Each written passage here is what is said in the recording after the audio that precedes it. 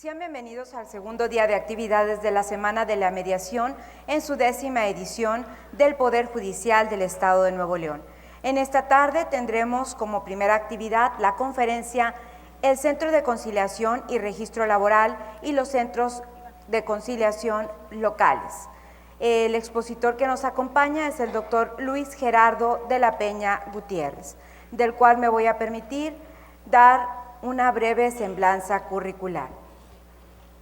Él es doctorando en Derecho por la Universidad de Anáhuac, maestro en Derecho Laboral por el Instituto de Posgrado en Derecho, maestro en Derecho Constitucional y Amparo por la Universidad Iberoamericana, maestreando en Derecho Notarial en el Instituto de Estudios Notariales del Colegio de Notarios del Estado de México, especialidad en Notario Público por la Universidad de Guanajuato, especialidad en Derecho Electoral por la Escuela Judicial del Tribunal Electoral del Poder Judicial de la Federación, especialidad en Relaciones Laborales por el Instituto de Posgrado en Derecho, especialidad en Derechos Humanos por la Universidad de Castilla-La Mancha, en España, aspirante a notario por el Colegio de Notarios del Estado de México, mediador privado certificado por el Centro de Justicia Alternativa del Tribunal Superior de Justicia del Distrito Federal, curso intensivo de posgrado en temas actuales del Derecho Constitucional por la Universidad de Buenos Aires, estudios en Ciencias Sociales por la Universidad de Texas, en Dallas, en Estados Unidos de Norteamérica, y licenciado en Derecho por la Universidad de Guanajuato. Es consejero de la Judicatura del Estado de México.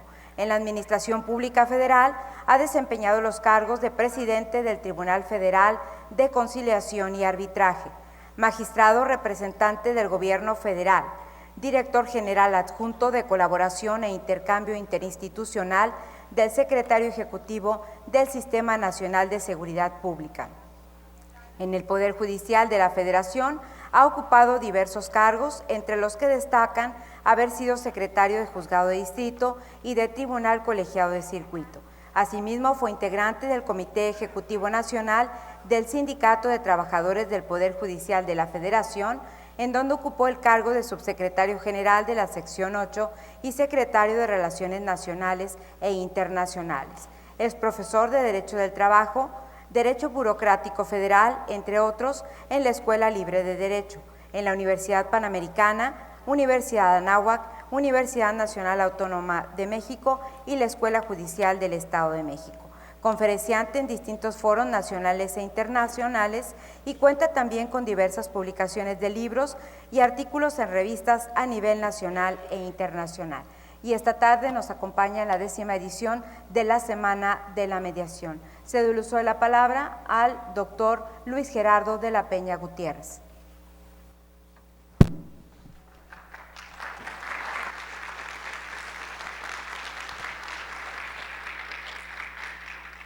Muchísimas gracias. Es un honor para mí que me permitan venir a platicar con ustedes en este importante Poder Judicial del Estado de Nuevo León y que analicemos cuál es el diseño constitucional del centro federal, de los centros locales, para lo cual será sin duda menester que analicemos el diseño constitucional de la reforma.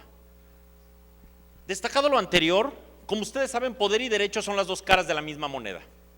Norberto Bobbio lo afirmaba tomando en consideración que si el poder carece de derecho, es espurio y puede arrasar de tajo con los derechos de los gobernados, en tanto que el derecho sin poder es infértil y no podrá ser entonces el vehículo que genere las relaciones sociales por excelencia. La piedra de toque, la piedra de culmen, la piedra angular del Estado de Derecho es entonces la Constitución. Y la Constitución es, sí, como ustedes lo saben, el conjunto de principios y valores que nos dan coherencia como nación, pero es sobre todo la fuente legitimizadora de la actuación de la autoridad y en esa misma medida, y más importante aún, su fuente de deslegitimación. Por su importancia, el derecho del trabajo ha sido elevado a norma de rango constitucional y encuentra su principal asiento, que no único, en el artículo 123 constitucional. Recordarán ustedes que en la Constitución de 16-17, en el Constituyente de Querétaro, esa Constitución de la que tan profundamente nos sentimos orgullosos, aquella que creó la primera constitución de corte social de la historia, incluso anterior que la constitución de Weimar, que recordarán ustedes que es de 19. En esa constitución de corte social no pretendíamos tener un artículo 123. Pretendíamos darle una peinada, si ustedes me permiten la expresión, cambiarle el traje al derecho al trabajo que ya teníamos en los artículos 4 y 5 de la Constitución de 1857. Recordarán que en el México anterior a la Constitución de Querétaro, el derecho del trabajo se encontraba precisamente en la órbita del derecho privado. Incluso recordarán ustedes que hay un antecedente en el Código de Comercio, concretamente en 1913, donde se intentaron regular aspectos propios del salario y de la solución de controversias en materia laboral, de lo que se advertía con claridad que en ese momento histórico se consideraba el trabajo como una mercancía. Hoy, si ustedes ven el artículo 3 de la Ley Federal del Trabajo, considerar al trabajo como una mercancía está expresamente prohibido. Incluso es uno de los principios rectores de la OIT. Destacado lo anterior, entonces, en la Constitución de 1917, el constituyente de Querétaro creó en la fracción 20, entonces sin apartados. Recordarán ustedes que los apartados del artículo 123, concretamente el apartado B, es de 1960. De manera que en la Constitución de 1917, el artículo 123, entonces sin apartados, ahora apartado A, fracción 20, jamás había sido reformada. En las 26 reformas constitucionales que tiene el artículo 123, esa no se había tocado.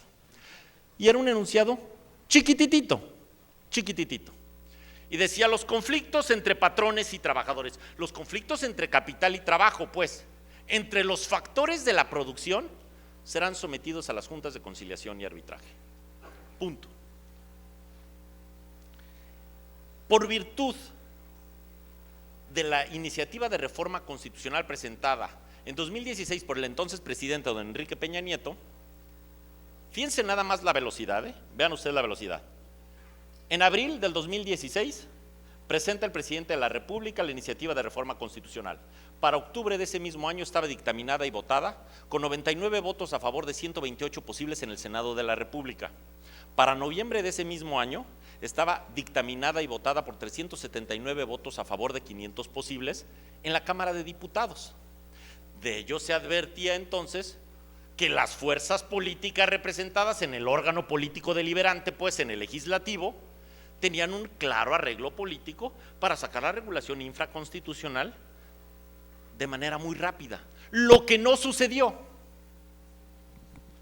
Después de que pasaron cuando menos 17 entidades federativas, concretamente fueron 20, el 4 de febrero del año 2017 se hace la declaratoria y el 24 de febrero se publica de 2017 la reforma constitucional. ¿Y ahora qué dice? Es un cambio de paradigma. El artículo 123, apartado A, fracción 20, primer párrafo, recuerden que era chiquititito, los conflictos entre patrones y trabajadores serán sometidos a las juntas de conciliación y arbitraje. Chiquititito. ¿Y ahora qué dice? Artículo 123, y tengo que hacer todo esto para poderme meter al centro, porque si no, no vamos a poder hablar de nada, ¿no? El artículo 123, apartado A, fracción 20, primer párrafo, establece de manera categórica que los conflictos entre patrones y trabajadores, entre capital y trabajo, pues, entre los factores de la producción, serán sometidos a los tribunales laborales dependientes del Poder Judicial de la Federación o de las entidades federativas. ¿Cuándo? ¿Cuándo es competente Poder Judicial de la Federación y cuándo es competente Poder Judicial de las entidades federativas? ¿Alguien sabe? El artículo 123, apartado A, fracción 31, inciso A, establece 22 ramas de la industria o servicios que se consideran federales. En México existe una cosa que se llama el sistema residual. Lo que es competencia federal se encuentra expresamente previsto así, como competencia de la Federación. Lo que no está expresamente previsto como competencia de la Federación, de manera residual o por exclusión, pues, es competencia local. De manera que el artículo 123, apartado A, fracción 31, inciso A, establece 22 ramas de la industria o servicios que se consideran federales. Si tú eres un trabajador, persona física, que presta un servicio personal subordinado para un patrón, que podrá ser persona física o persona moral, que se dedica a realizar una de estas 22 ramas de la industria o servicios previstas en el artículo 123, apartado A, fracción 31, inciso A, y su desdoblamiento constitucional, que está en el 527 de la Ley Federal del Trabajo, y tienes un conflicto laboral, será competencia del Poder Judicial de la Federación. Por ejemplo, la materia de hidrocarburos es materia federal. La industria maderera, la industria calera. Si tú eres un trabajador que presta un servicio personal subordinado para un patrón que se dedique a una de estas ramas de la industria o servicios, por ejemplo, la banca es federal. Si hay oportunidad a pregunta expresa de nuestra amiga, ahorita me meto a la distribución de competencias en materia de trabajo porque hay de dos. Las competencias en materia de trabajo se distribuyen o por la rama de la industria o servicios a la que se dedique tu patrón o por la naturaleza jurídica de tu patrón. ¿Cómo? Sí, así mero, por la naturaleza jurídica de tu patrón se distribuyen competencias. Les pongo un ejemplo rapidito para seguir en lo que estaba. Vamos a suponer que tú eres maestro de historia en la mañana en la UNAM y en la tarde en el Poli, ¿no? Por poner dos universidades así muy famosotas, ¿no? Eres maestro de historia en la mañana en la UNAM y en la tarde en el Poli. ¿Qué naturaleza jurídica tiene el UNAM? ¿Cuál? ¿Pero cuál es? ¿Alguien sabe cuál es la naturaleza jurídica? Sácate la ley orgánica de la UNAM, por favor, Paco. Artículo primero. Sí, es de gobierno, pero ¿cuál es su naturaleza jurídica?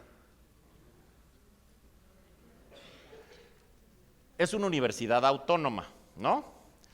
Pero su naturaleza jurídica específicamente es un órgano descentralizado. Ojo con lo que estoy diciendo, porque ahorita le voy a entrar al centro, que es un órgano descentralizado.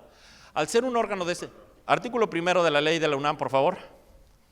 La Universidad Nacional Autónoma de México es una corporación pública, es un organismo descentralizado. Los organismos descentralizados en términos del artículo 123, apartado A, fracción 31, inciso B, subinciso primero, son competencia del apartado A.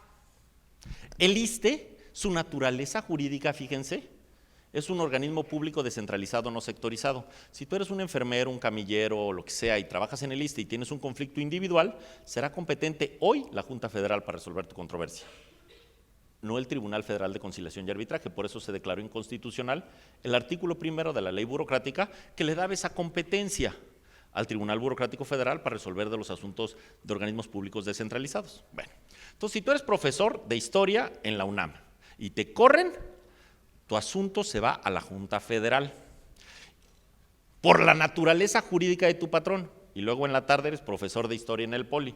¿Qué naturaleza jurídica tiene el Politécnico? ¿Alguien sabe? Artículo 17 de la Ley Orgánica de la Administración Pública Federal, por favor, Paco. ¿Sabe alguien cuál es la naturaleza jurídica del Poli? Es un organismo desconcentrado. Es un órgano desconcentrado de la administración pública. ¿Qué dice el artículo 17? ¿Ya lo tienes?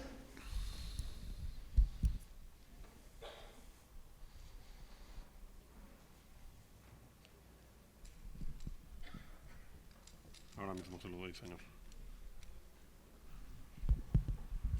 Sí, gracias. Artículo 17. Para la más eficaz atención y eficiente despacho de los asuntos de su competencia, las Secretarías de Estado podrán contar con órganos administrativos desconcentrados que les estarán jerárquicamente subordinados y tendrán facultades específicas para resolver sobre la materia y dentro del ámbito territorial que se determine en cada caso, de conformidad con las disposiciones legales aplicables. Para la más eficaz atención de los asuntos de su competencia, las Secretarías de Estado podrán crear órganos desconcentrados que les estarán jerárquicamente subordinados, es decir, siguen perteneciendo a la administración pública centralizada. Les pongo un ejemplo rapidito que todos conocen. ¿Es competencia natural de Hacienda cobrarte los impuestos? Sí que lo es. Para la más eficaz atención de esos asuntos en concreto, crearon el SAT, un desconcentrado. El SAT lo que hace es te cobra impuestos. ¿Es de la más natural competencia de la Semarnat cuidar el recurso hídrico nacional, las aguas nacionales? Sí que lo es. Para la más eficaz atención de esos asuntos en concreto crearon un desconcentrado, con agua. El poli es un desconcentrado de CEP, de manera que sigue estando jerárquicamente subordinado, se encuentra en la administración pública centralizada. Entonces, ahí les ve el ejemplo. Tú eres profesora de historia en la mañana en la UNAM y en la tarde en el poli, y de los dos lados te corren. Por la naturaleza jurídica de tu patrón, en la clase que dabas en la UNAM, que es un descentralizado, vas al apartado A, y hoy sería competente la Junta Federal. Mañana los tribunales dependientes de Poder Judicial de la Federación. Y en la tarde dabas la misma clase, igualita. Te corren del poli. Como es un desconcentrado de CEP, por la naturaleza jurídica de tu patrón, vas al Tribunal Federal de Conciliación y Arbitraje. Vean qué importante es entenderle a la naturaleza jurídica para la distribución de competencias en materia de trabajo. Entonces, puede ser por las ramas de la industria o por la naturaleza jurídica del patrón. Si tú eres un futuro secretario instructor en materia de trabajo o un conciliador, debes saber si tienes competencia para conciliar o no. Ahorita vamos a ver por qué no pueden conciliar en los locales en el federal ni los federales en lo local, ¿eh? Hay prohibición expresa. Bueno, no prohibición expresa, pero hay un ámbito de reserva. Destacado lo anterior, entonces, decíamos que el artículo 123, apartado A, fracción 20, primer párrafo, establece que los conflictos entre patrones y trabajadores, me dicen cuando me tengan que parar, pues si no me echo un rollo hasta mañana. Los conflictos entre patrones y trabajadores serán sometidos a los tribunales dependientes del Poder Judicial de la Federación o de las entidades federativas, atendiendo a esta distribución de competencias, a las 22 ramas de la industria o servicios que se consideran federales o a la naturaleza jurídica del patrón. Destacado lo anterior, dice el artículo 123, apartado A, fracción 20, primer párrafo. ¿Quiénes serán designados? Los titulares de sus tribunales, cumpliendo lo establecido en el artículo 94 y 97 de la Constitución, por cuanto hace al Poder Judicial de la Federación, 116, fracción tercera, por cuanto hace a los tribunales locales, Poder Judicial local, y 122, no 123, 122, apartado A, fracción cuarta, por cuanto hace al Tribunal Superior de Justicia de la Ciudad de México. ¿Qué quiero decir con esto? Recordarán que recién se dio la reforma constitucional en materia de trabajo. La primera pregunta que se hicieron es, ¿los presidentes de la Junta van a pasar a ser jueces? ¿Los trabajadores de la Junta van a pasar en automático? ¿Van a pasar en automático a ser trabajadores de Poder Judicial? No, la respuesta estaba dada en la propia Constitución, nomás no la leímos. Decía mi primer jefe, el magistrado Javier Pons, casi todo está en el manual, nomás hay que darle una leída. ¿Qué quiere decir 94, 97, 116, fracción tercera, 122, apartado A, fracción cuarta? La carrera judicial, la llave de acceso a las posiciones de mando en Poder Judicial de la Federación y de las entidades federativas es la carrera judicial. Artículo 97, párrafo primero de la Constitución, por favor, Paco.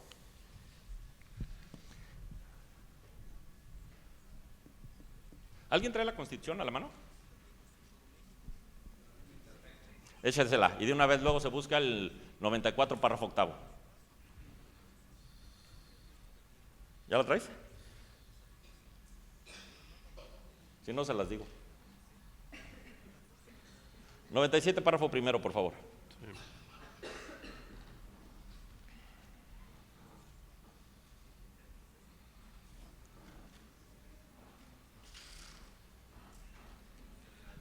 Consejo de la Judicatura Federal hará la designación de jueces de distrito y magistrados de circuito.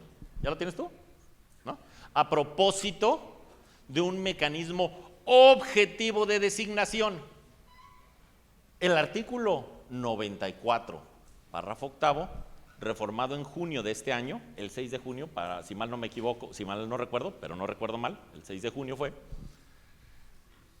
dice que será a propósito de exámenes abiertos en el que se garantice la paridad de género, que no es lo mismo que equidad de género, si quieren ahorita lo vemos. La paridad de género.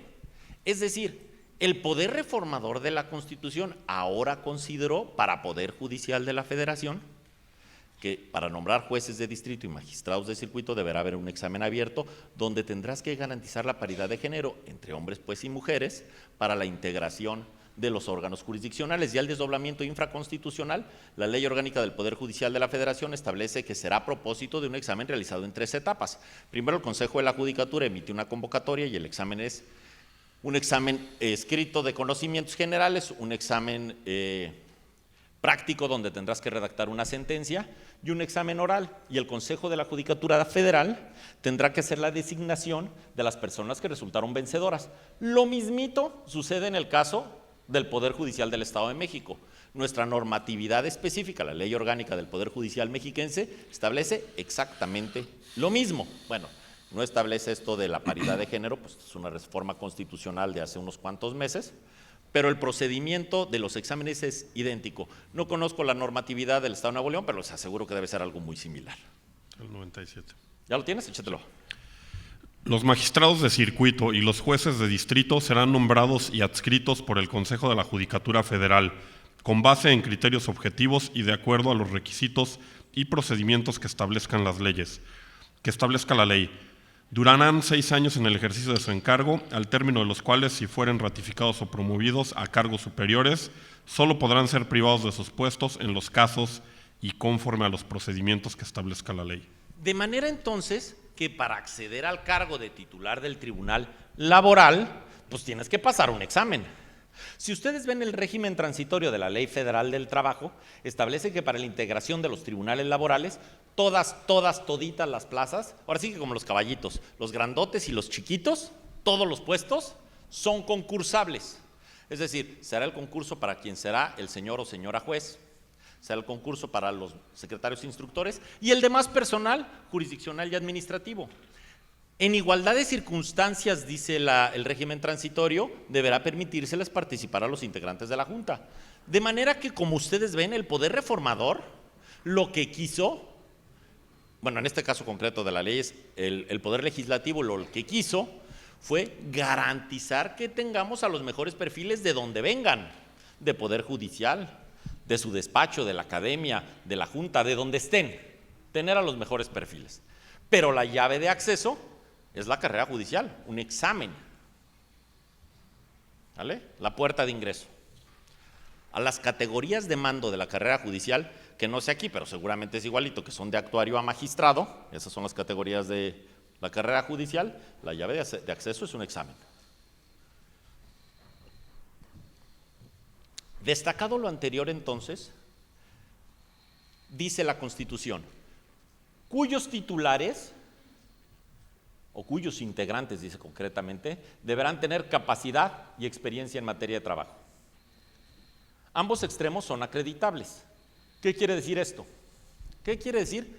Cuyos integrantes, los integrantes de los tribunales laborales, tengan capacidad y experiencia en materia de trabajo. Lo primerito, ¿quiénes son sus integrantes? ¿Quiénes son los integrantes de los tribunales laborales? ¿Todos? ¿Todo el personal? Los integrantes de los tribunales son los señores y señoras titulares. El demás es personal jurídico y administrativo que auxilia gentilmente en la impartición de justicia. Pero los integrantes de los tribunales son los señores y señoras titulares. De manera que quien debe tener capacidad y experiencia en materia de trabajo son los titulares. Lo que estamos haciendo nosotros en el Estado de México es capacitar a todos, porque lo deseable, lo que los gobernados desean, es tener personal altamente capacitado que imparta justicia, desde las posiciones más encumbradas, desde luego, hasta las más modestas. Y por eso tenemos más de un año capacitando a nuestros futuros, bueno, a todo aquel que ha querido participar en los cursos para que después puedan someterse a los exámenes de selección. ¿Y qué quiere decir que tengan capacidad y experiencia? Primero, capacidad, que tengan conocimientos teóricos específicos sobre la materia, y experiencia, una aproximación práctica a la materia de trabajo. Es decir, el Poder Reformador de la Constitución quiso generar certeza en el gobernado que los futuros operadores judiciales en materia de trabajo no serían ningunos novatos. Ustedes busquen en la Constitución y no van a encontrar esos requisitos para ser juez familiar, o juez mercantil, o juez civil. El Poder Reformador de la Constitución, el constituyente permanente, quiso darle esa garantía al gobernado. De manera que si tú agarras un juez civil que no conozca la materia y lo pasas a ser juez de lo laboral, titular de un tribunal de trabajo, ese nombramiento es inconstitucional. Ese nombramiento es inconstitucional. Artículo 123, apartado A, fracción 20, segundo párrafo, en lo que a ustedes les interesa. Previo a acudir a etapa judicial o a juicio, tendrás necesariamente que acudir a etapa conciliatoria, que en lo local, ojo que hay un ámbito de reserva, en lo local, ya les expliqué cuándo es competencia local y cuándo es competencia federal, en lo local se realizará en el Centro Estatal de Conciliación, con capacidad administrativa propia, y si bien no establece su naturaleza jurídica de manera específica, como sí lo hace para el Centro Federal, el Centro Estatal de Conciliación, por las características que se advierten en el diseño constitucional, participa de la naturaleza jurídica de un descentralizado local. ¿Por qué? Tiene capacidad administrativa de gestión y de decisión propias, de manera que es un ente autárquico. ¿Y qué es la autarquía administrativa? Esto, precisamente, que cuenta con personalidad jurídica y patrimonio propio. ¿Aquí hay algún civilista? ¿No? Pues un civilista te dirá que eso es un absurdo, porque el patrimonio es un atributo de la personalidad. Bastaría decir que tiene personalidad jurídica propia. Sin embargo, así lo dice la ley, pues no. El artículo 123, apartado A, fracción 20, párrafo tercero, dice: la ley establecerá la manera de ejecutar los convenios, los que tendrán categoría de cosa juzgada. La primera audiencia será obligatoria y las subsecuentes solo que las partes en conflicto así lo consideren. Y entonces aquí empezaron los problemas. Lo primero que dijo la academia es: ¿cómo vamos a ir a etapa conciliatoria? ¿Con la demanda o no con la demanda? ¿Cuánto tiempo vamos a estar en etapa conciliatoria? ¿Y por qué es relevante saber cuánto tiempo? ¿Vamos a estar 6 horas, 6 años, 2 días, 40 años? ¿Cuánto salud? ¿Cuánto tiempo vamos a estar en etapa conciliatoria? ¿Y por qué es relevante? Porque en materia de trabajo interrumpe prescripción. ¿Por qué es relevante saber cuánto tiempo vamos a estar? Y luego lo siguiente que se preguntaron es: ¿no es una violación al derecho de acceso a la justicia que me hagas ir a etapa conciliatoria para luego regresar a etapa judicial? ¿No es un obstáculo al acceso a la justicia? Y luego donde ya se volvieron, no es exactamente, luego ya se volvieron locos, y los académicos se desgarraban las vestiduras y decían: ¿cómo va a ser cosa juzgada si no lo ha visto un juez? A ver, vámonos de a cachitos. ¿Cuánto tiempo vamos? Lo primero, ¿es violación al derecho de acceso a la justicia? No. Está suficientemente estudiado, hay criterios internacionales de la Comisión Interamericana, de la Corte Interamericana de Derechos Humanos, pero de la Suprema Corte de Justicia también. Hay 2 maneras básicas de solucionar los conflictos: las heterocompositivas y las autocompositivas. Las heterocompositivas, un tercero resuelve tu controversia, un juez, un árbitro, te dice cómo se resuelve la controversia. Las autocompositivas, las partes en conflicto trabajan la solución de su controversia. Los medios alternos de solución de controversias, de entrada, tienen un sustento constitucional. El artículo 17, párrafo 5 de la Constitución establece de manera categórica que las leyes deberán prever medios alternos de solución de controversias. Pero además, en el plano ya práctico, son altamente eficientes, mucho más eficientes que los medios heterocompositivos. Me decía la señora directora que en el estado de Nuevo León el cumplimiento voluntario ronda el 80%. ¡Qué maravilla! Este es un nuevo modelo, es un cambio de paradigma. En este nuevo sistema laboral, el éxito supone que se concilie más de lo que se judicializa. Si no se concilia más de lo que se judicializa, el sistema no va a jalar. Porque el mismo problema que hoy tienen las juntas que están saturadas, pues el problema nomás lo vamos a pasar de puerta, El problema lo vamos a tener ahora acá.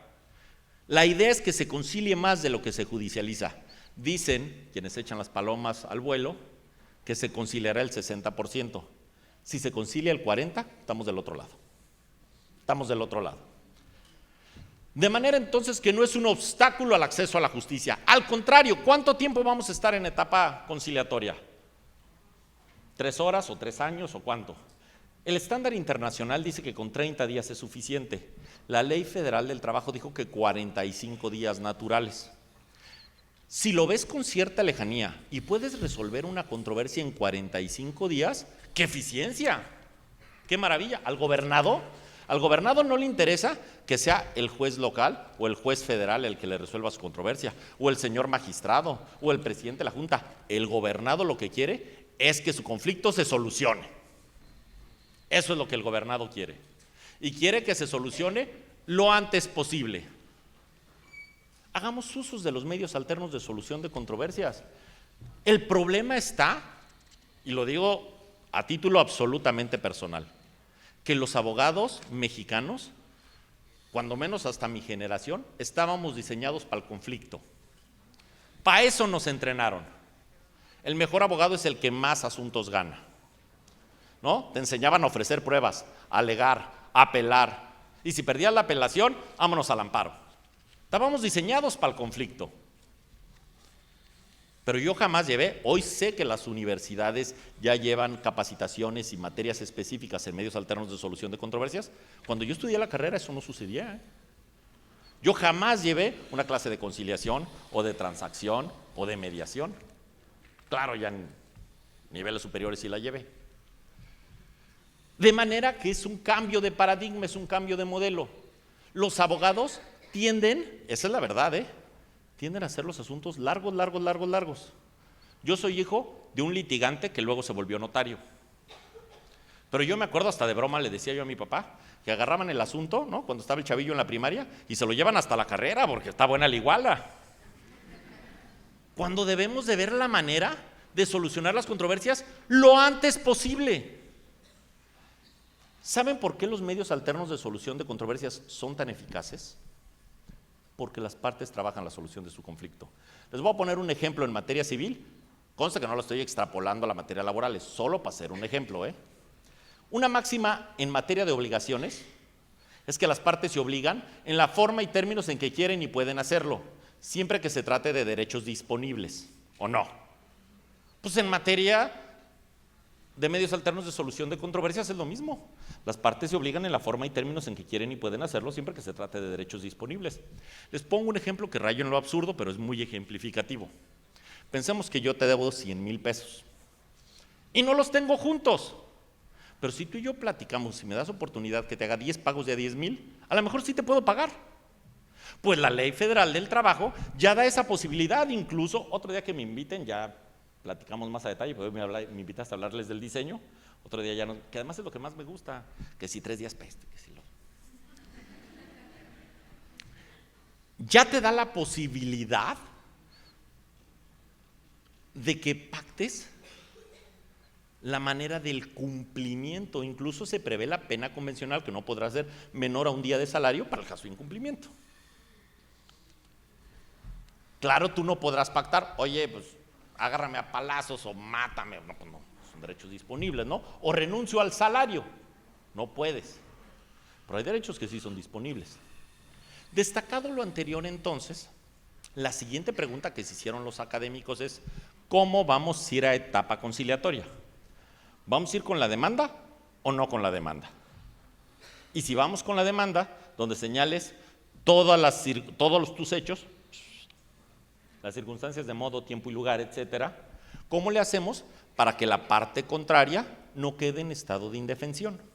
¿No? Si yo voy y digo, ¿se han fijado que a todo el mundo lo corren a las 9 de la mañana en la puerta de la empresa? A nadie lo corren a las 12 o a las 3 de la tarde. Todo el mundo a las 9 de la mañana en la puerta de la empresa, enfrente de 2 personas que en su momento presentaré, ¿no? Así igualitos los corren a todos. Si tú señalas, a ver, me corrieron a tal hora, en tal lugar, enfrente de tales, todos tus hechos, pues, tu contraparte podría decir, pues viendo su demanda, le gano, ¿Cómo le hago para no dejarlo en estado de indefensión? Y si no vamos con la demanda, ¿con qué vamos?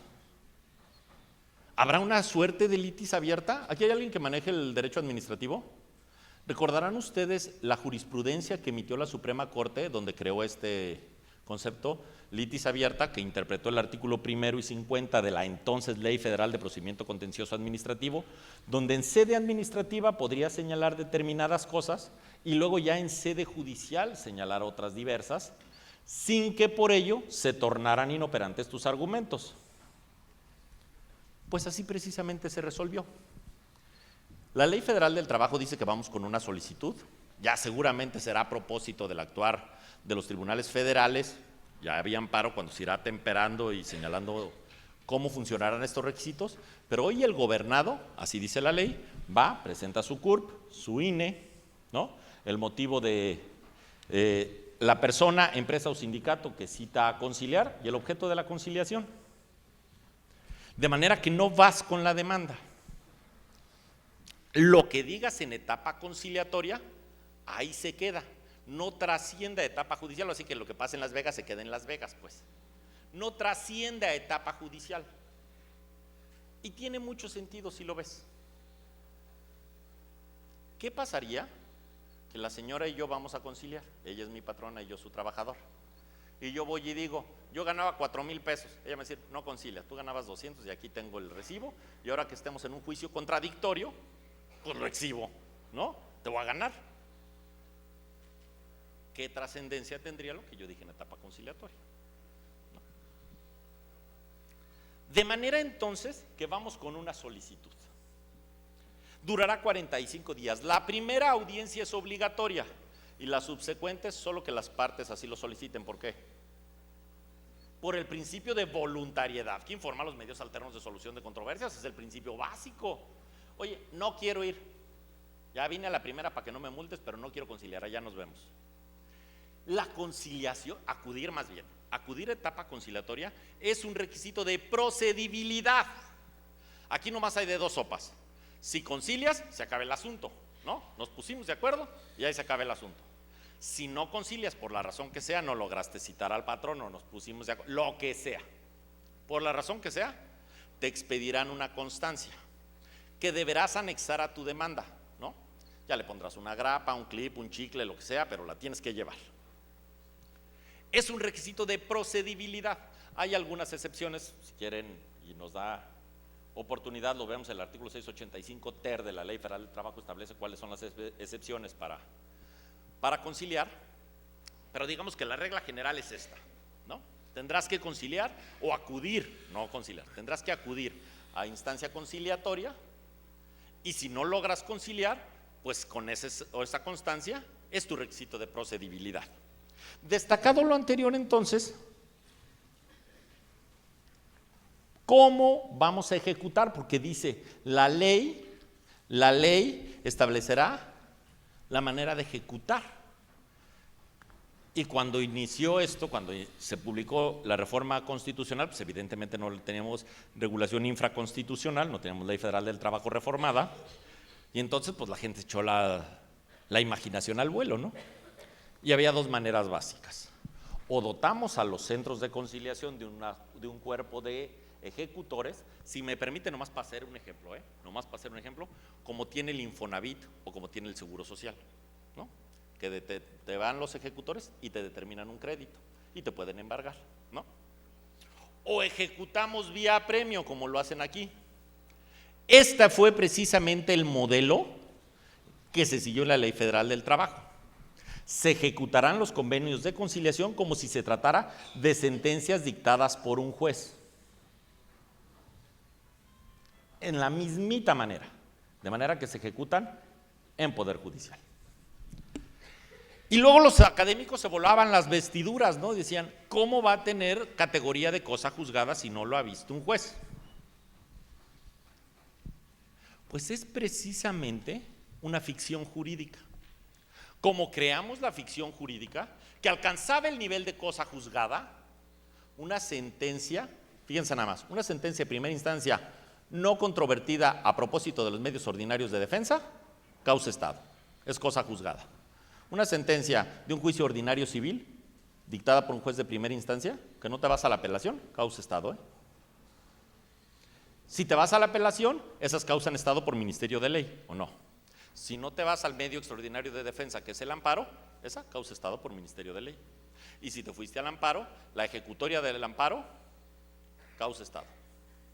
Es una ficción jurídica, de manera que generamos la ficción jurídica de que los convenios conciliatorios en materia de trabajo tendrían el nivel de cosa juzgada, pero además tiende a la eficacia. Bueno, pues como hoy sucede en medios alternos de solución de controversias a tu cargo, causan estado. ¿De qué nos serviría a ti y a mí platicar y llegar a un convenio conciliatorio si tú no estuvieras obligado a cumplirlo o no estuviera yo? Artículo 123, apartado A, fracción 20, cuarto párrafo. En lo federal, ¿ya vieron cómo hay un ámbito de reserva local y un ámbito de reserva federal?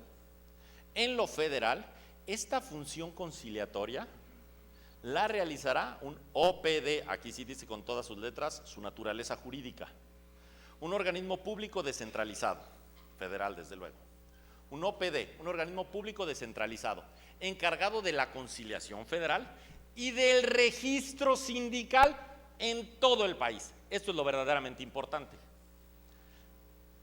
Lo verdaderamente importante de este OPD es el registro sindical. El derecho del trabajo tiene dos grandes dimensiones, una propiamente jurídica y una propiamente política. ¿Cuál es una y cuál es otra? El registro sindical es una dimensión propiamente política.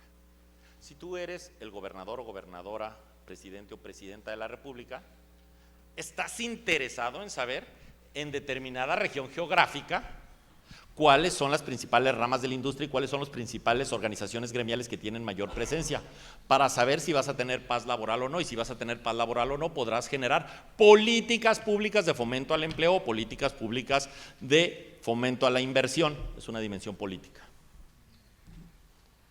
Y la dimensión propiamente jurídica, pues son los conflictos. El Estado en su dimensión política no está interesado en saber si a Gerardo de la Peña le pagaron o no sus horas extras. De manera que los conflictos bien se resuelve en la reforma constitucional, pasan a ser conocimiento del poder constituido del Estado especializado en resolver controversias. Poder judicial se pensó para resolver controversias, para eso se diseñó. Desde que concebimos dividir el poder, el artículo 49 constitucional dice: para su ejercicio el poder se divide en tres. Legislativo hace leyes, ejecutivo administra y judicial resuelve controversias. De manera que bien se resuelve en la reforma constitucional que pase la solución de controversias al poder constituido del Estado especializado en resolver controversias. Para eso fue pensado Poder Judicial, para resolver controversias. Para eso se diseñó, para eso se concibió. Y en el ámbito político queda la parte política. ¿Qué quiere decir que sea un OPD? ¿Dónde se ubica un organismo público descentralizado? ¿Dónde está ubicado? ¿Cuál es su naturaleza jurídica? Bueno, su naturaleza jurídica es un OPD, pues, pero ¿qué supone que sea un OPD? Porque decían también, es que si va a ser un organismo público descentralizado, que no tenga órgano de gobierno. ¿No escucharon alguna vez esa afirmación? Que no tenga órgano de gobierno. Porque entonces, si va a tener órgano de gobierno, fíjense lo que decía la gente, ahora sí que bueno, es que si tiene órgano de gobierno el OPD, el Estado va a querer guiar su rumbo. Y eso no lo podemos permitir. No debe tener órgano de gobierno, porque la función es eminentemente técnica. Hagámoslo un OPD, pero que dependa directamente de una secretaría. Bueno, si no quieres que sea perro, no lo hagas perro, hazlo jirafa, o hazlo caballo, o hazlo cebra, ¿no? ¿Qué significa que sea un OPD? El artículo 90 constitucional establece, me voy a echar una de primaria para concluir en esto. Para su ejercicio el poder, artículo 90 constitucional, para su ejercicio el poder se divide en tres: legislativo, ejecutivo y judicial. El judicial resuelve, el legislativo hace leyes y el Ejecutivo administra. Si tú dices que estás en la administración pública, ¿dónde estás? En el Ejecutivo, porque nos encanta decir, ¿dónde está usted? En la administración pública. ¿Dónde mero? En el juzgado cuarto. Ah, no está en la administración pública, está en Poder Judicial. Pero no lo digo yo, lo dice la Constitución. Artículo 90 constitucional, por favor, Pacote.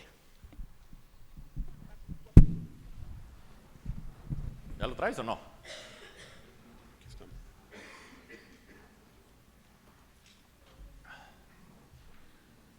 ¿Sí o no? Lo estoy buscando. Artículo 90 constitucional. La administración pública se divide en dos: centralizada y paraestatal. ¿Cuál es una y cuál es otra?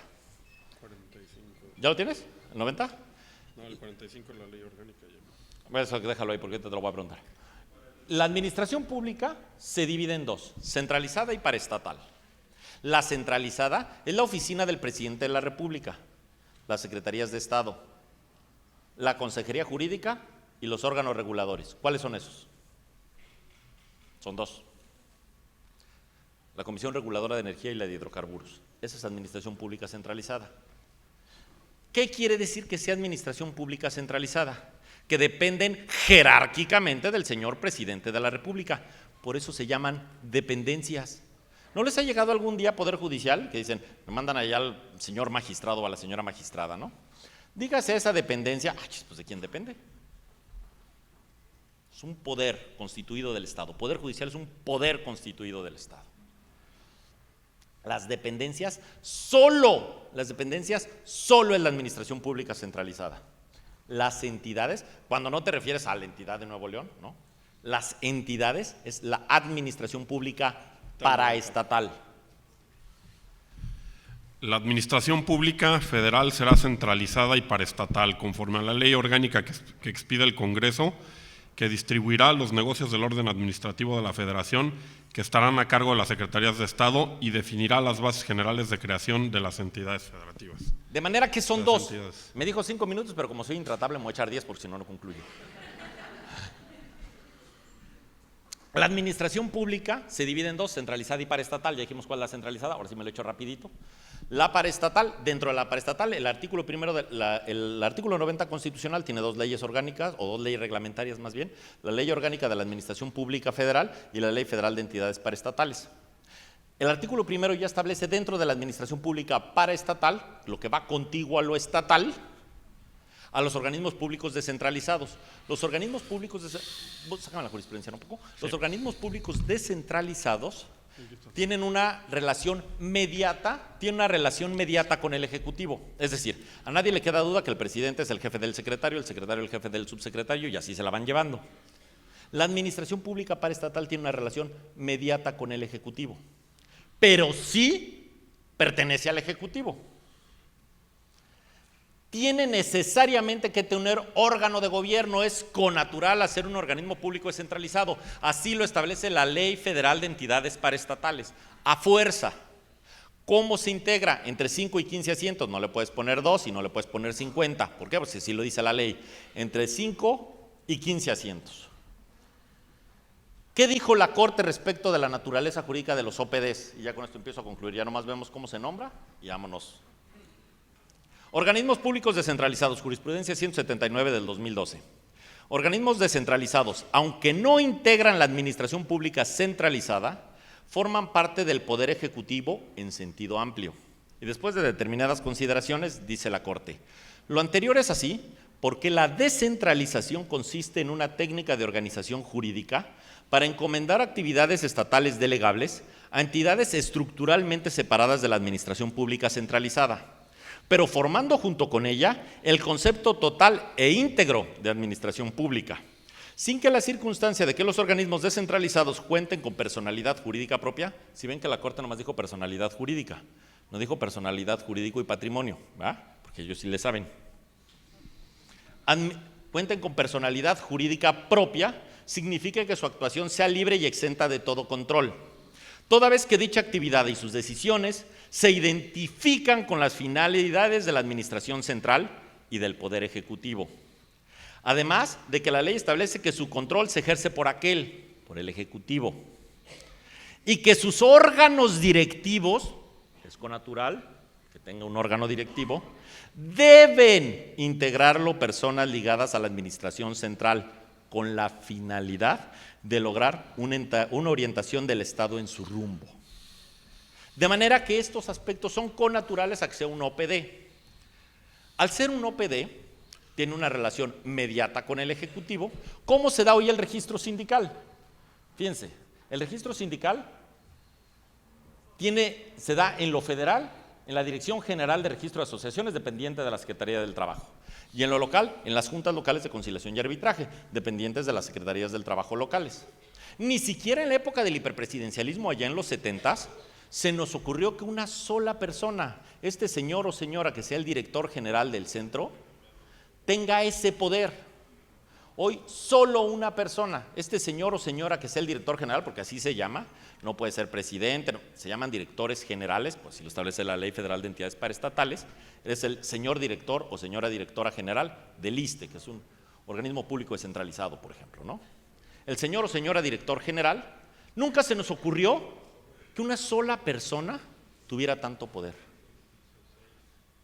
Imagínense ustedes, este señor o señora, claro, tendrá delegaciones, desde luego, pero solo habrá un director general y él realizará el registro sindical en Nuevo León, en Campeche, en Guanajuato, en Yucatán, en Sonora, en Baja California, a todo lo largo y ancho del país. Todos los sindicatos, como los caballitos, los grandotes y los chiquitos, toditos. Será sin duda la persona más importante en el mundo del derecho del trabajo. Sin duda. La Secretaría del Trabajo tiene dos grandes brazos. El brazo derecho es registro sindical y el brazo izquierdo es la Junta. Pues no tendrá ya ni una ni otra, porque la Junta pasa a los tribunales, pues a propósito de la creación de los tribunales laborales, digo, no es que pase la Junta, sino la función de resolver controversias, y el registro sindical pasa a este OPD.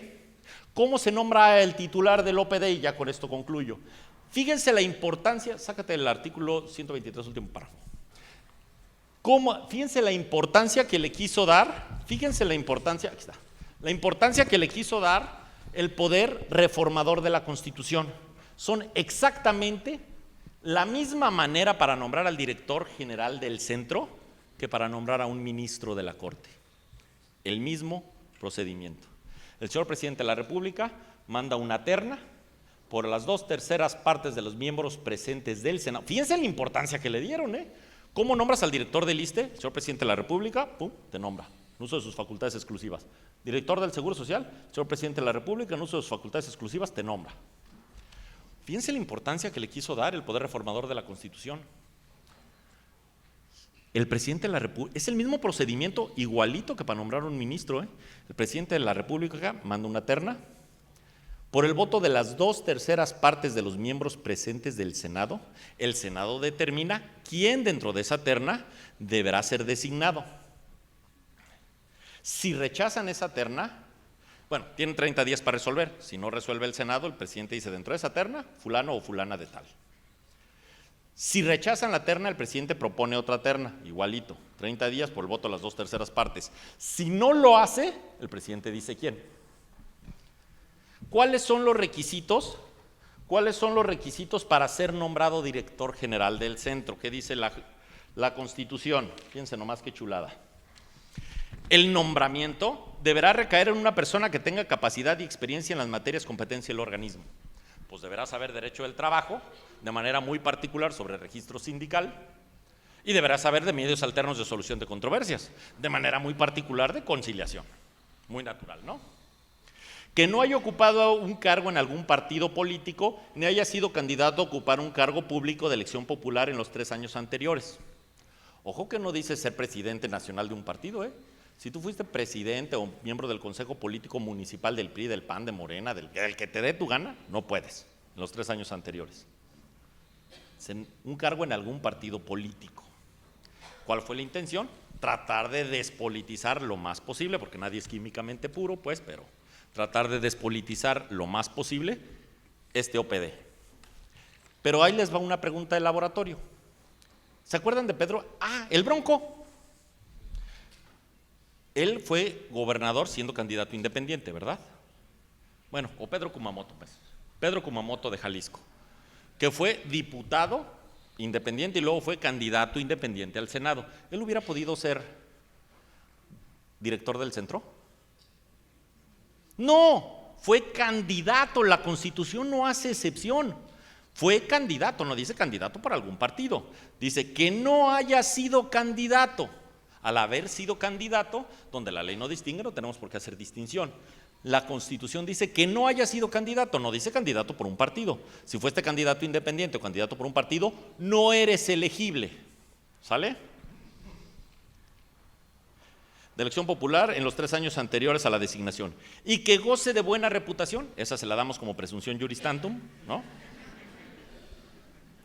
Y que no haya sido condenado por delito doloso. Además, deberá cumplir los requisitos que establezca la ley. Préstame los requisitos de la ley. El 24 de octubre de este año, la Cámara de Diputados aprobó la ley que crea el Centro Federal de Conciliación y Registro. Pasará pues ahora al Senado. Pero ¿qué dice? Vean nomás, qué chulada, ¿eh? Digo, y qué chulada porque la verdad está mal hecha. Artículo 21. Para ser director general del centro, adicionalmente a los requisitos establecidos en la Constitución, se deberá cumplir lo siguiente. Bueno, ustedes verán que yo en las conferencias hoy ya está claridoso, pero me parece que si vienes a las conferencias o a las clases a decir mentiras, pues ¿para qué fuiste? Es como si vas al doctor, ¿qué tienes? Nada, pues ¿a qué viniste? ¿No? ¿Cuáles son los requisitos que establece? Ojalá que en el Senado se arreglen. Fíjense. Requisitos. 1. Ser mexicano o mexicana por nacimiento y estar en pleno goce de sus derechos civiles y políticos. Muy natural. Tener por lo menos 30 años de edad tener por lo menos 30 años de edad cumplidos el día de la designación. Ojo con esto. Además, contar con experiencia de 5 años en cargos directivos. Pues de una vez le hubieran puesto el nombre de la persona, ¿no? Siguiente fracción y que se llame fulano de tal, ¿no? ¿Qué son cargos directivos? Porque el Senado tendrá que hacer el dictamen de elegibilidad o no de las personas. Proponen a 3 personas en la terna y tendrán que decir si son elegibles o no, sí o no, ¿no? Para el dictamen de elegibilidad tendremos que ver si reúnen los requisitos o no. ¿Qué son cargos directivos? Vamos a ver si son elegibles o no. ¿Qué son cargos directivos? ¿Qué son cargos directivos? Si lo vemos en la administración pública, pues es de jefe de departamento a director, ¿o no? Porque si nos vemos muy quisquillosos, un juez no tiene un cargo directivo. Es el titular de un órgano jurisdiccional. Claro que me podrán decir que es el director del proceso, pero ya sería motivo de interpretación. Pero fíjense lo inconstitucional de esta norma, que es mi mera materia, la Constitución. El derecho constitucional es mi mera materia. Fíjense nomás lo inconstitucional. Esta norma es absolutamente discriminatoria. Entonces nomás lo estamos viendo para los de adentro, ¿no? Tienes que acreditar 5 años de cargos directivos. ¿Qué es un cargo directivo? Si lo vamos a ver como de jefe de departamento a director general, tú estás excluyendo a todos los demás. Entonces fíjense lo exagerado de mi afirmación, ¿eh? Fíjense lo exagerado. Vamos a suponer que eres la persona que más sabe de registro sindical y de conciliación en el mundo, no en México, en el mundo, pero eres un abogado en el libre ejercicio de tu profesión que no tienes ni secretaria. Tú te echas tus demandas, tú contestas tu teléfono, tus escritos, tal. Pues no puedes, no tienes cargos directivos. Si tú eres un académico que estás en una universidad dando clases, publicando, etcétera, pero tampoco tienes personal a tu cargo y nomás eres profesor de tiempo completo, no eres director, ni secretario, ni rector, ni nada, pues no puedes. ¿Cuál sería el parámetro de razonabilidad para excluir a estas personas? No lo hay. No hay un parámetro de razonabilidad para decir, ¿por qué nomás nosotros? ¿Por qué ustedes no? Esa norma es inconstitucional. No hay un parámetro de razonabilidad para saber por qué estoy haciendo un distingo. A ver, ¿dónde sí hay un parámetro de razonabilidad? Estos recordarán que hace recientes fechas salieron los exámenes exclusivos para ser juezas o para ser magistradas. Ahí sí hay un parámetro de razonabilidad. Es una acción afirmativa, que las acciones afirmativas tienden a equilibrar a grupos sociales que por la razón que sea han estado desprotegidos. O han estado, si ustedes ven, de 1,500 juzgadores federales que hoy existen en el país, 286 son mujeres. Pues para equilibrar esa situación están generando condiciones para que más mujeres capacitadas, no por el hecho de ser mujeres, sino mujeres capacitadas, accedan a esos cargos de dirección. Hay un parámetro de razonabilidad, ahí está la razón de por qué estamos haciendo eso. Acá no se advierte un parámetro de razonabilidad. ¿Cuál es el parámetro de razonabilidad para decir, nomás nosotros, ustedes no, Y permítanme hacer un argumento de reducción al absurdo. Entonces tú puedes decir, yo soy el director del Kinder Cri-Cri, entonces ¿sí puedo? Me parece que esa norma, como está pensada, es inconstitucional.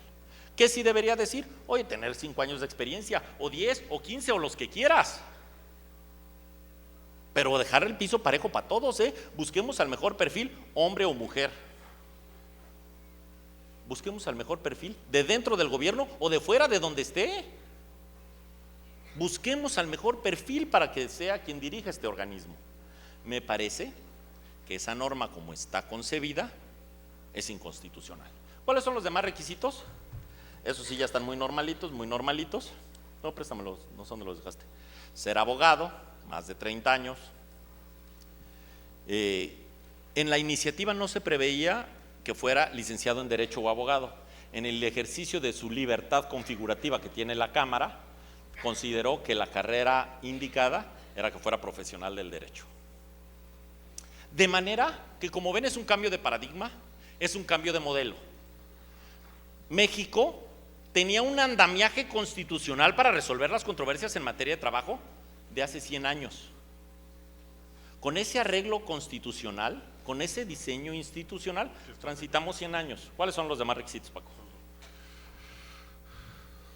Además de los que ya mencionó, ser mexicano o mexicana por nacimiento y estar en pleno goce de sus derechos civiles y políticos. Fracción segunda, tener por lo menos 30 años de edad cumplidos al día de la designación, además contar con una experiencia de 5 años en cargos directivos. Contar con título profesional de licenciado en Derecho y haber desempeñado cargos de alto nivel, decisorio en forma destacada en actividades profesionales, de servicio público administrativo o sustancialmente relacionadas en materia laboral. Fracción cuarta, cumplir lo previsto en el artículo 123, apartado A, fracción 20, párrafo octavo de la Constitución. Y no encontrarse en alguno de los impedimentos que para ser miembro de la Junta de Gobierno señalan las fracciones segunda, tercera, cuarta y quinta del 19 de la Ley Federal de las entidades paraestatales. Muy naturalito todo.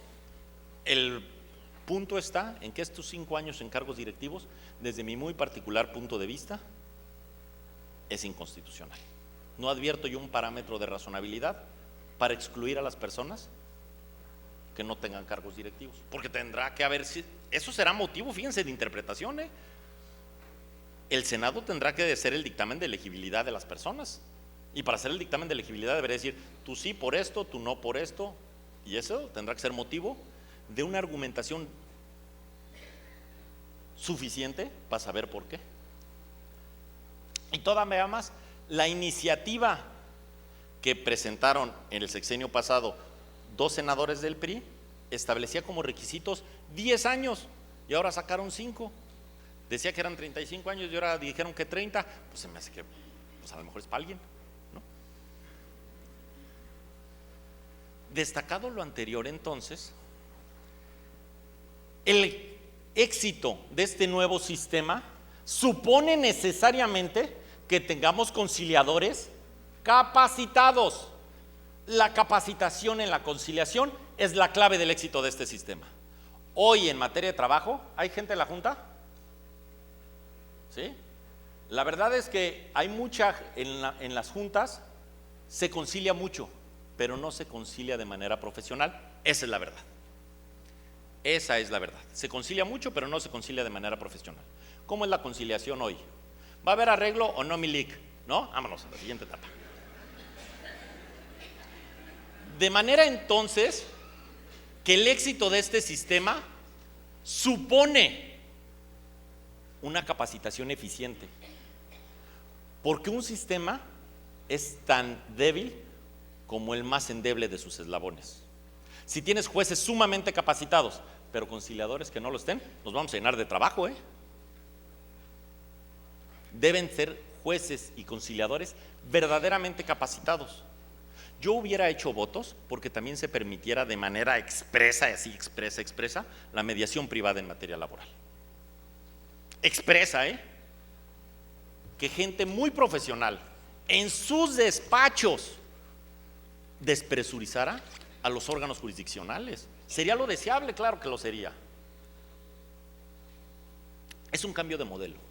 Decía ya que trabajábamos con un andamiaje constitucional de hace 100 años.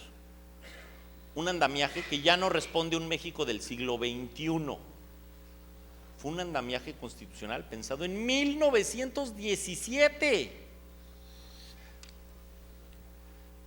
Decía Gustavo Zagrebelsky que el derecho es dúctil, el derecho cambia.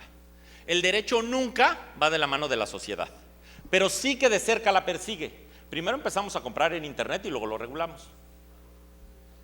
Hace 30 años hubiera sido impensable si tú hubieras dicho, ¿dónde se resuelven las controversias laborales? Y les dijeras que en Poder Judicial te sacan de la clase. Si hace 40 años tú hubieras hablado en clase de sociedades mercantiles, de una sociedad mercantil unipersonal, te sacan de la clase. Te han dicho, son cuando menos 2 o más personas para generar un patrimonio. No, yo ya están las SAS, las sociedades por acciones simplificadas, unipersonales.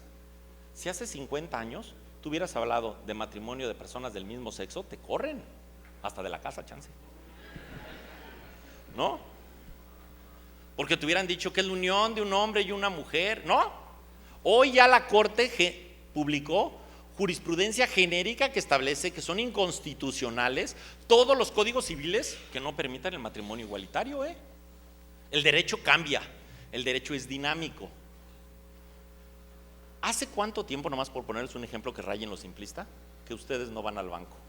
Hoy desde tu teléfono pagas tu hipoteca, las colegiaturas, la tarjeta, quien se quede, la luz, ¿no? Mi papá, que ya está viejito, todavía manda cheques de la notaría, ¿no? Yo ni chequera tengo. El derecho cambia, el derecho es dinámico. Hagamos votos por tener una justicia más cercana a la gente, una justicia más ágil, una justicia que demande el México del siglo XXI. Desde mi muy particular punto de vista, y conste que digo que es desde mi particular punto de vista, y al ser particular no hay margen a que me equivoque, ¿verdad?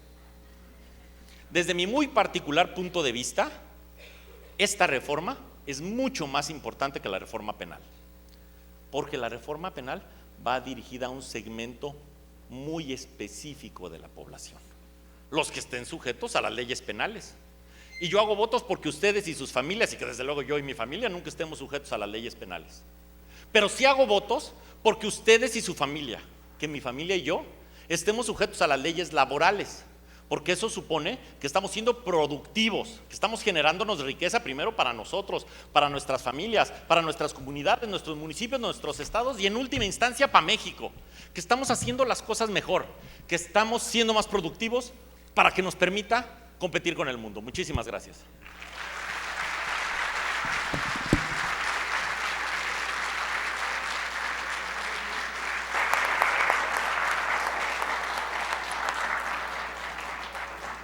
Agradecemos la participación de nuestro expositor y le pedimos amablemente si tiene oportunidad para resolver algunas preguntas. Aquí como Vicente Fernández, mientras sigan preguntando, sigo contestando. ¿No? Bueno, adelante, licenciado Robo. Pues primero felicitarte, Gerardo, por tu disertación. Pues confirma lo que hace poco vimos en Toluca en un panel que coincidimos y el trabajo que está realizando el Poder Judicial del Estado en esta materia en particular. Y tengo 2 preguntas muy rápidas para ti. La primera es, si la apuesta de la reforma laboral, y coincido en muchos puntos que has compartido, es realmente una empresa posiblemente más fuerte que la misma reforma penal, coincido plenamente en ello, y se le está apostando a la parte de la conciliación. Mencionaste también el tema de los abogados, o sea, hay el tema de qué pasa si los abogados van a sabotear de alguna manera, o es decir, podrías tener la mejor reforma, el mejor centro, los mejores conciliadores capacitados, pero si tienes con quien llegan los clientes, primero van a ser con los abogados y estos no. En algunos países se regula esta posibilidad donde incluso hasta se sanciona si un abogado se excede en cierta práctica de servicios profesionales, y al no existir la colegiación profesional y otros conceptos sobre no solo la abogacía, cualquier práctica en el país, ¿cuál sería tu punto de vista o cuáles serían algunas cosas que tú sugerirías que se deberían de hacer para evitar que colapse el sistema a través de un boicot del gremio que es posible que pueda reaccionar de esa manera? La segunda pregunta tiene que ver con lo que mencionaste del requisito de procedibilidad, y si bien comparto la misma postura de no incurre en un ámbito de inconstitucional, sino todo lo contrario, ¿qué es lo que nos está faltando para hacerlo en el resto de las materias? Donde la cantidad de los asuntos de la materia familiar o civil o mercantil están esperando, y qué es lo que se requeriría hacer para que eso pasara, como ya es una realidad o va a ser en materia laboral, en el resto de las materias. Muy buenas preguntas. ¿Otras? ¿O ya? Qué bárbaro, qué claro soy, ¿va? A ver, yo creo que tiene razón en las dos, o sea, yo las suscribo. Los grandes problemas que aquí yo veo de cara a una eficiente implementación es precisamente que los abogados no quieren. Tú platicas sobre todo con los, si me permiten esta expresión, con los maestros de determinada edad, ¿no? No les parece, dicen que estaba mejor el otro sistema, que estábamos a todo dar, que se equivocan en determinadas instituciones. Vamos a suponer que sí, todo eso, pero todo tiempo pasado nos encanta decir que fue mejor. Todo tiempo pasado, lo único cierto es que fue anterior, ahorita son otras reglas. Ya las reglas del juego que hoy tenemos nos dicen necesariamente que tenemos que capacitar a los conciliadores, pero también hay que capacitar al foro, hay que capacitar a nuestros abogados, hay que capacitar a los sindicatos, a las organizaciones empresariales. Estábamos diseñados para el conflicto, eso es cierto. Si hoy tú tienes claridad que puedes resolver un asunto de manera eficiente y te lo va a reconocer tu cliente, ¿por qué hay mucha reticencia a los abogados? Ustedes verán que yo soy claridosote, ¿eh? Esa es la verdad. Pues porque les cobran en la audiencia, ¿no? Va el abogado en el juicio laboral, la presenta por escrito, y luego en la audiencia bifásica, antes trifásica, se avienta el mismo rollo que ya trae por escrito, ¿no? Y luego le cobra al cliente. Y como creen que en la conciliación no hizo nada el abogado, cuando sí, ¿no? Asesoró a su parte, etcétera, pues luego los clientes no les quieren pagar. Es un tema de sensibilización. Me parece que el cúmulo social debe entender que es deseable que resolvamos nuestras controversias lo antes posible. Pero fíjate, yo soy un apasionado de los medios alternos de solución de controversias, y eso que vengo formado desde Poder Judicial. Todo lo que he hecho toda mi vida es estar en tribunales, como ustedes vieron. Pero los medios alternos de solución de controversias tienen una bondad que no tenemos los jueces. Si resuelves el conflicto, no el litigio. Resuelves el problema que las partes tenían. Muchas veces a lo mejor la parte lo que quiere es que se le pida una disculpa por determinada cosa, y eso motivó que estén en un conflicto, judicial. A lo mejor no quieres que te pague los 3,000 pesos que traes ahí en el pagaré, sino que no te vea la cara, ¿no?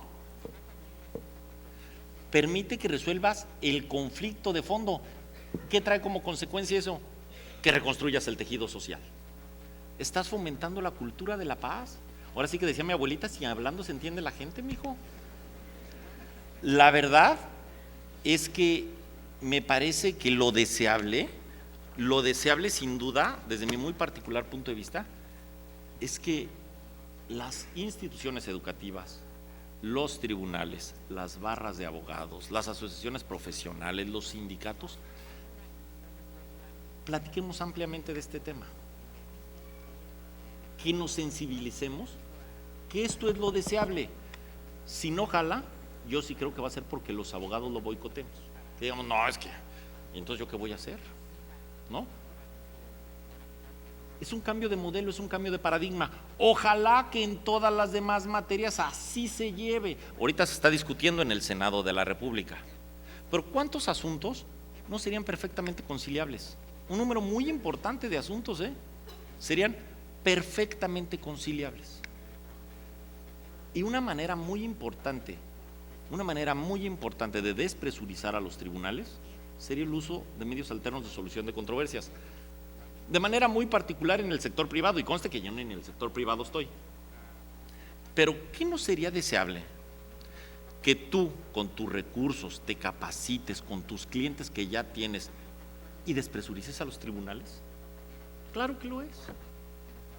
Que tú te capacites, pagues a tu secretaria tu teléfono, que tengamos un mejor gasto de los limitados recursos con los que cuenta el Estado, porque los tribunales, los grandes, los medianos, los chiquitos, todos se pagan con los impuestos de todos nosotros. Cada año, si ustedes ven la estadística judicial, son más asuntos, más tribunales. Hay una frase que me gusta mucho que dice: veo la ciudad llena de cortes, de juzgados y tribunales. Veo la ciudad llena de jueces, magistrados y procuradores. Lo que no veo es justicia. Lo que estamos resolviendo es el litigio, no el problema de fondo, ¿no? Lo que resolvemos es págale los 3,000 pesos. Cuando lo que no estamos viendo es la reconstrucción del tejido social. ¿Cuál fue el problema que motivó?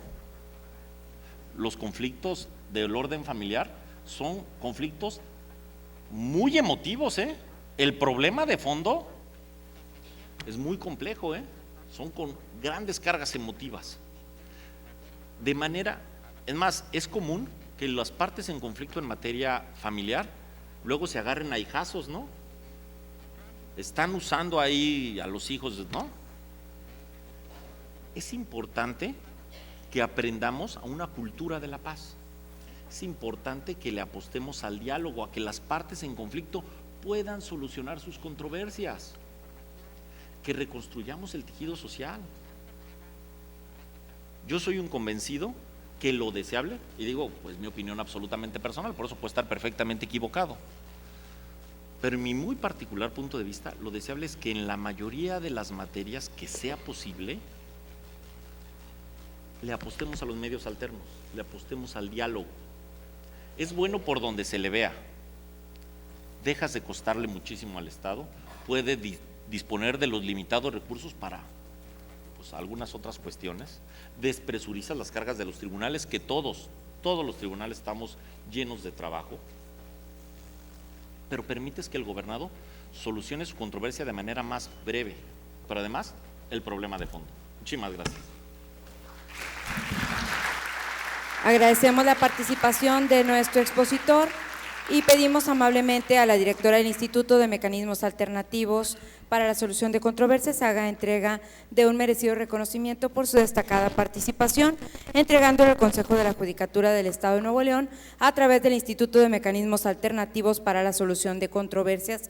Otorgan el presente reconocimiento al doctor Luis Gerardo de la Peña Gutiérrez por su participación en la impartición de la conferencia denominada El Centro de Conciliación y Registro Laboral y los Centros de Conciliación Locales, Perspectiva Constitucional, en el auditorio del Tribunal Superior de Justicia del Estado de Nuevo León, dentro del marco de la Semana de la Mediación, el día 5 de noviembre de 2019. Suscribe el magistrado presidente Francisco Javier Mendoza Torres y la maestra Marta Laura Garza Estrada.